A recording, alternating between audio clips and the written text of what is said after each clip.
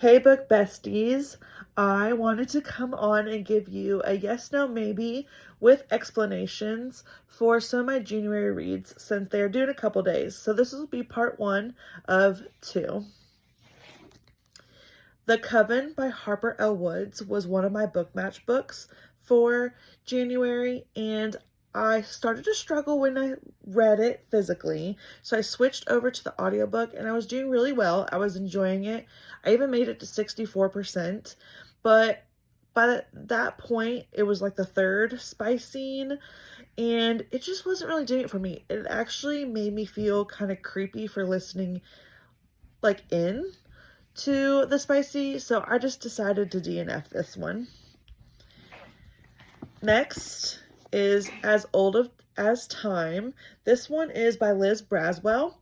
I have read several of these books, including this author in the past, and they're kind of hit and miss for me. This one, unfortunately, was a huge miss. I made it 7 chapters, and I just couldn't do it anymore. I guess if I want to be any part of my favorite storytelling and retellings of Belle, I'll look for something else. Next, I found this book by Olivia Blake, called Januaries.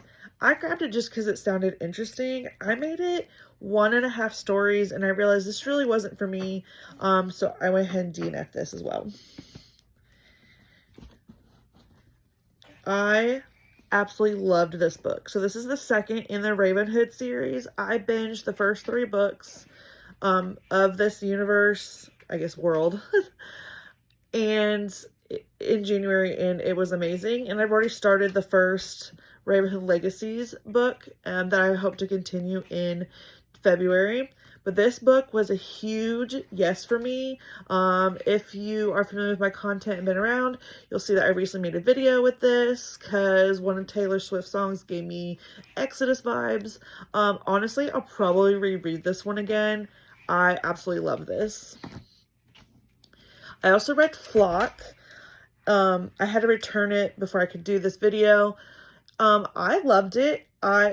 Within, I think, like 2 chapters, I already had Exodus and the Finish Line saved from my library. And by, like, I think, like, 2nd or 3rd chapter of Exodus, I already had One Last Rainy Day saved. And then last is the Finish Line. This is the last of the first 3 of the Ravenhood.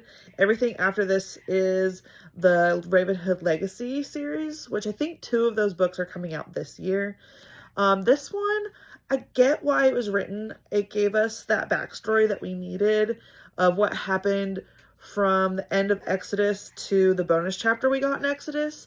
So, like, I really did appreciate that, but honestly, I would have been okay without this. What I liked most about this, though, is that you really get to see the woman that Cecilia has become, and I loved that. And I think this book, its main purpose maybe was not only to give us that empty space, but to show us how strong Cecilia really had become. So let me know if you've read any of these books or if they're on your TBR.